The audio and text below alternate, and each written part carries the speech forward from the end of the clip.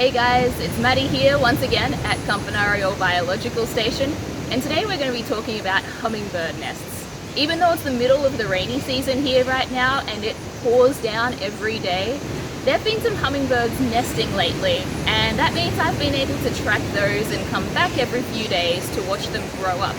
So that's what we're going to be looking at today. Let's get started. Hummingbirds' boundless energy, insatiable curiosity, and sheer beauty win them admirers all over the world. But they live only in the Americas, and they reach peak diversity in tropical American rainforests. Each species has their preferred time of year to raise young, and even in the wettest months of the year here at Campanario, there are hummingbirds busy sitting on eggs. In August, we found this rufous-tailed hummingbird nest. The mum was pretty protective, but when she was off feeding herself, I took a peek inside. You can see the 2 eggs she's laid, sitting on a soft carpet of downy moss and lichen. All hummingbirds usually lay 2 at a time, and usually 2 days apart, so when they hatch, one chick is slightly bigger than the other. Now normally a rufous-tailed's eggs would hatch after about 15 days. Unfortunately for this mum, her eggs never hatched, so after 3 weeks she abandoned the nest.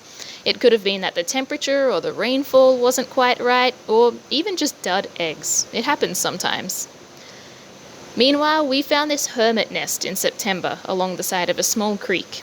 As you can see, she's built her nest on the underside of a palm leaf.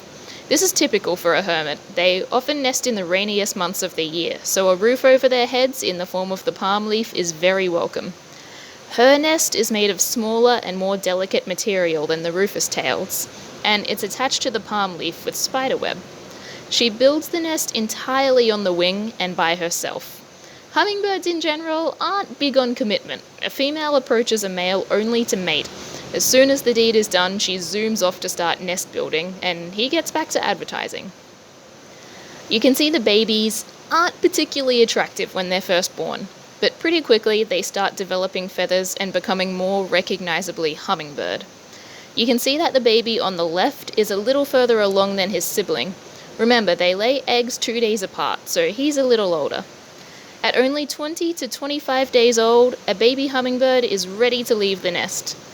Though mum still feeds them for about a month more, they become more and more capable of feeding themselves over time, until one day they're ready to build a life for themselves out in the rainforest.